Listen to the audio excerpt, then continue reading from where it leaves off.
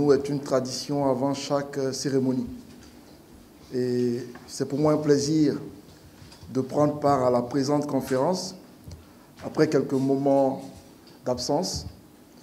Et je pense que, comme vous le savez déjà, vous y êtes habitués. On essaye tant bien qu'on peut de vous présenter les couleurs de l'événement à la veille de chaque cérémonie. Et je voudrais, à la suite de la brillante intervention de M. Lansana José Camara, revenir sur quelques aspects qui vont marquer la 4e édition des Médias Awards Guinée. Il est revenu sur les nominés retenus et également sur les prix d'honneur qui vont être décernés cette année. Vous avez fait le constat que, à des niveaux donnés, il y a des journalistes qui vont être célébrés à titre posthume. Je veux parler de quelques doyens du métier qui nous ont quittés et qui ne sont plus parmi nous, à qui on va décerner des prix à titre posthume, et également des doyens qui sont à la retraite et qui vont bénéficier de prix d'honneur. Vous avez également quelques confrères, des journalistes, qui sont encore dans le métier, mais qui ont un parcours connu par tout le monde, qui ont traîné leur boss et qui, pour moi, méritent récompense. Et les noms ont été cités. C'est vous dire combien de fois le slogan ou le concept « Célébrons-nous vivants » chez nous est une priorité. C'est pourquoi cette année, les prix d'honneur vont être mis en avant pour faire en sorte que les journalistes et techniciens qui exercent en Guinée se sentent considérés et qu'ils soient récompensés selon le travail qu'ils abattent. Il est aussi revenu sur la date de l'événement, le 3 mai, qui, vous le savez tous, est une journée spéciale dédiée à la liberté de la presse. Et vous savez que cette journée-là, à travers le monde, est mise à contribution pour lancer des appels aux autorités pour l'exercice du métier de journaliste. Et je pense que nous, au sein de la structure MACCOM, nous voulons apporter notre contribution. On veut apporter notre pierre à l'édifice à travers cette cérémonie par rapport à des propositions que nous avons sous la main. Nous comptons également, le jour de la cérémonie, soumettre des doléances aux autorités pour que les soucis qu'il y a avec certains médias, faire en sorte que la situation s'apaise et que les confrères, les journalistes et autres techniciens qui sont au chômage retrouvent leur travail. C'est le plaidoyer qu'on veut faire, ce sera dans un mémorandum qu'on va soumettre ce jour-là à la cérémonie. L'autre chose qui est à retenir par rapport aux particularités à retenir pour la 4e édition des Médias Awards, c'est le fait que l'événement sera retransmis en direct sur 5 chaînes de télévision en Guinée, ce qui est pour moi une première. Depuis 2020, l'événement Media Award a été initié. La première édition a eu lieu en 2021. À cette occasion, c'était pendant la période de Covid-19. À l'époque, on se souvient tous, il était difficile de se regrouper, de se réunir. Malgré ce contexte particulier et difficile, on a pu à l'époque célébrer les hommes de médias avec une réduction du nombre d'invités ce jour-là. Mais il y avait eu une retransmission en direct sur 3 chaînes de télévision et sur les réseaux sociaux. En 2022, pour la 2e édition, on a réitéré cela avec les mêmes concepts et encore une fois, 3 chaînes de télé nous ont accompagnés. À la 3e édition, pratiquement les mêmes partenaires étaient là. Cette fois-ci, la RTG2 s'est ajoutée au groupe pour nous faire vivre l'événement sur leur chaîne.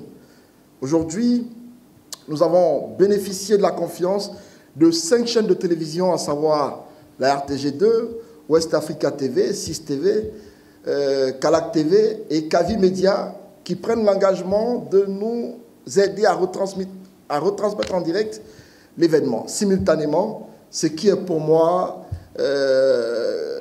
une note importante à retenir. Et à mon avis, la visibilité ce jour-là sera là.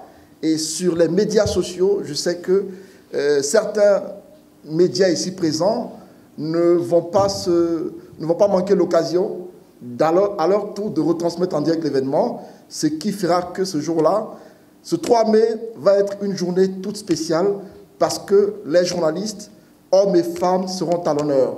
Et ce jour-là, nous souhaitons qu'en venant, comme vous le faites tout le temps, on sait que quand nos journalistes veulent se mettre bien, ils le font. Et donc, vous aurez un décor tout particulier qui va vous être offert. Et donc, on vous y attend. Ce sera l'une des particularités. L'autre particularité majeure, qui est non des moindres, c'est le fait que nous comptons décerner des prix d'excellence pour le projet Cimando. Cette année, le thème retenu, Sana Josema l'a rappelé tantôt, c'est mine et développement durable, quelle perspective pour la Guinée de demain.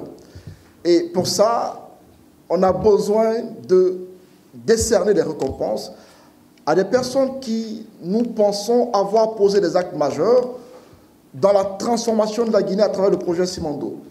Et donc, pour l'heure, je préfère garder secret les noms des personnes qui vont être ce jour-là honorées, mais retenez que nous comptons décerner des prix à des acteurs majeurs qui ont joué un rôle important dans la mise en œuvre du projet Cimando.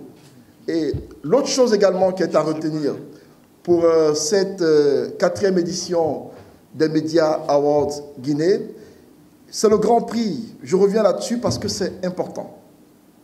Habituellement, nous décernons les prix à des patrons de médias. Des patrons de médias, on nous a dit, c'est des patrons de médias, ils ont les moyens. Donner un terrain à un patron de médias, ce serait rajouter sur sa richesse. Après, décerner un salon à un patron de médias, ça ne va rien changer à sa situation.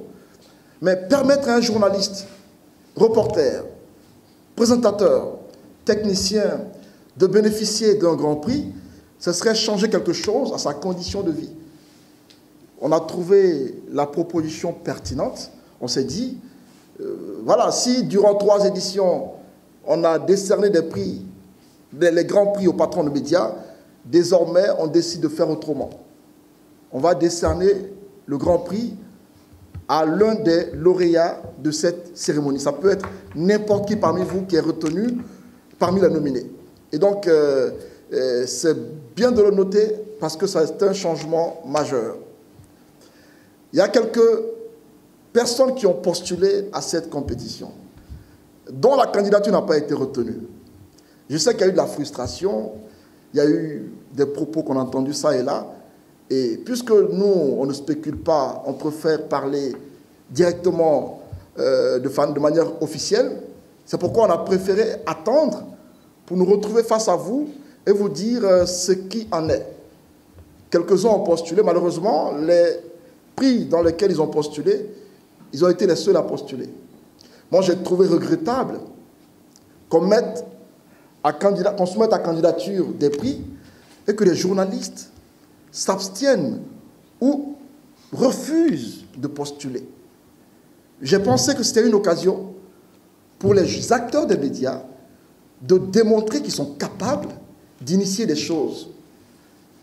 Le prix de meilleur reportage, par exemple, lié au projet Cimando, je m'attendais à ce qu'un journaliste reporter nous fasse des miracles, nous propose des angles liés à l'impact du projet, par exemple, ou à des aspects donnés qui ressortent, soit des aspects négatifs du projet, si vous pensez que c'est négatif, ou des aspects positifs, ou des aspects ambigus du projet.